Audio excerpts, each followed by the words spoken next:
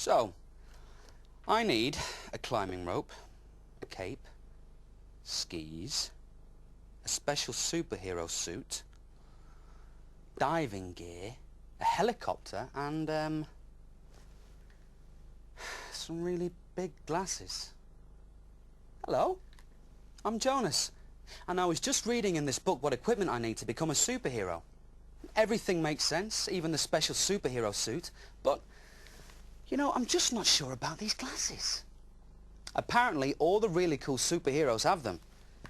And there's a superhero in tonight's bedtime story. It's by Anne Cottinger and Alex T. Smith, and it's called Elliot Jones' Midnight Superhero. By day, Elliot is quiet. He reads books, he feeds his goldfish, he watches Mr. Smith wash his car. Elliot is such a quiet little thing, say all the grown-ups. Tick-tock, tick-tock, bong! But when the clock strikes midnight, Elliot is a superhero. He hangs out of helicopters, he skis down glaciers, he returns teddies to babies. Sometimes the mayor needs Elliot's help. "The lions have escaped from the zoo," he cries. "They're rampaging through the streets."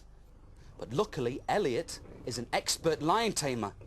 He leaps from his bedroom window, he races through the screaming crowds and comes face to face with lions. He stares into the eyes of the roaring beasts, and one by one, Elliot stops them in their tracks. He leads the lions back to the zoo as the crowds cheer. Sometimes the Coast Guard call on his services. "Help!" they shout. "A ship is about to crash onto the rocks!" But luckily, Elliot is a champion swimmer. He dives into towering waves. He grabs the anchor and tows the ship to safety as the sailors shout, "Hurrah!" Sometimes the Queen requires his assistance. "A criminal mastermind has stolen the royal jewels," announces the royal butler. Luckily, Elliot is an excellent sleuth.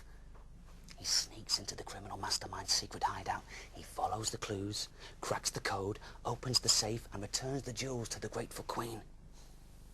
Tonight, Elliot receives an urgent message from the world's most important scientists. "A gigantic meteor is heading this way. It's going to smash into Earth!" This is Elliot's most important mission ever. But luckily, Elliot has built a meteor-busting rocket launcher for such occasions.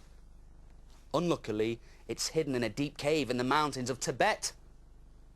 And the only way to get there before the meteor strikes is by supersonic jet. And luckily, Elliot is a skilled jet pilot. Elliot sets off over the Alps, over the Caspian Sea, across the Himalayas. Uh-oh. Clouds are forming in the mountains. Elliot can barely see.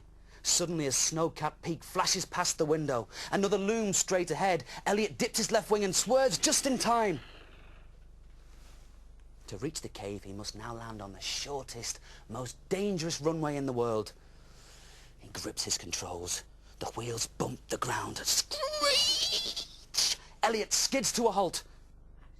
The sky is blazing with the light of the meteor. Closer and closer it comes. Elliot can see the entrance to the cave far above him. But luckily, Elliot is a highly experienced mountaineer.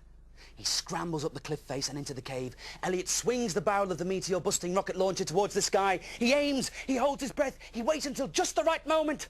He fires. Kapow! Elliot saves the world from destruction. Hurrah! That was close. The Queen gives Elliot an award for his courage and ingenuity. The earth trembles with deafening applause. But being a midnight superhero is very tiring. And it doesn't leave Elliot with much energy. So, by day, Elliot is quiet. Shh. And that story was called Elliot Jones' Midnight Superhero. I think I should get some sleep in case I have a midnight superhero adventure. And it's time for you to go to bed too. So I'll see you soon for another story. I wonder how Elliot wakes himself up. Maybe I should set my alarm clock.